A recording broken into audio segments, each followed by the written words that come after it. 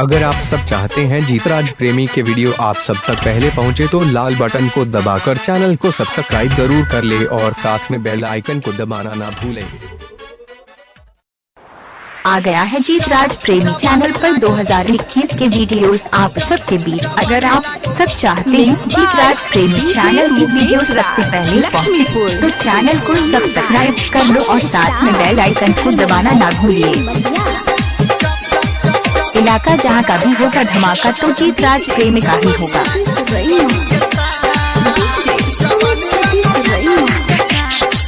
आप सुन रहे हैं जीतराज प्रेमी की भोजपुरी गाना।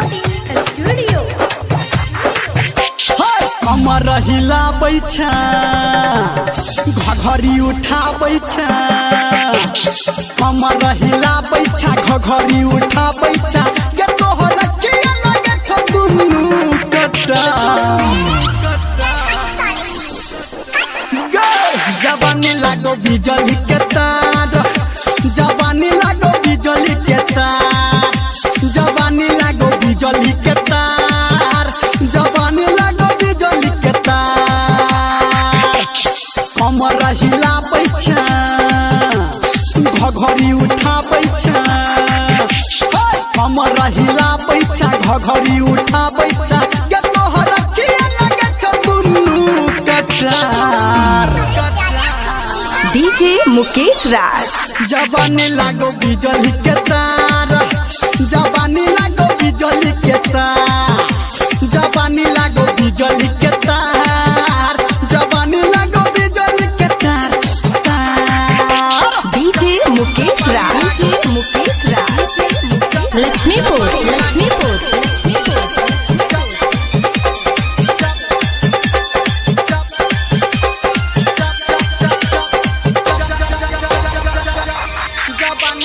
DJ Smith Satish रैमा।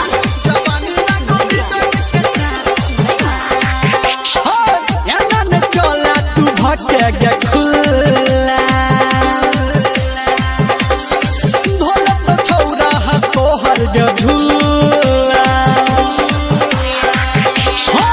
एनन चला गे भटके तू खुला ढोल तो छौरा जवानी के झूला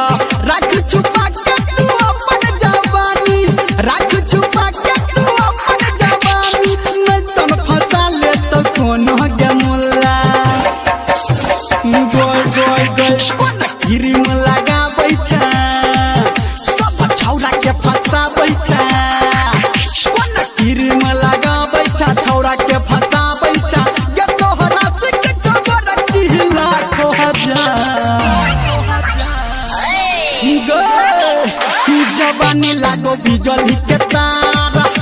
जवानी लागो बिजली के तार जवानी लागो बिजली के तार जवानी लागो बिजली के तार डीजे मुकेश राज। मुकेश राज लक्ष्मीपुर लक्ष्मीपुर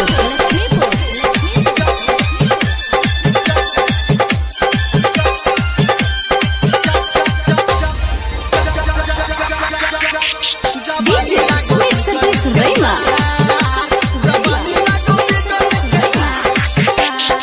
लगे छ छौरी तू एकदम हसीना कोमर लचकै छौ जेना नगीना लगे छ छौरी तू एकदम हसीना कोमर लचकै छौ जेना नगीना सच कहो धर्मेंद्र के तोरा सच कहो मीरा मलिया के तोरा हम हुच गोरी गे तोहर दीवाना झुमका लगाबै छ झुमका हिलाबै छ झुमका लगाबै छ झुमका हिलाबै छ कि संजय गौतम के गोर की तू लोल प्यार लोल ना जवानी लागो बिजली के तार जवानी लागो बिजली के तार जवानी लागो बिजली के तार जवानी लागो बिजली के तार कमर हिलाबै छ घघरी उठाबै छ कमर हिलाबै घघरी उठाबै छा के तोहर अखिया लगे छ दुनु कटार जवानी लागो बिजली के तार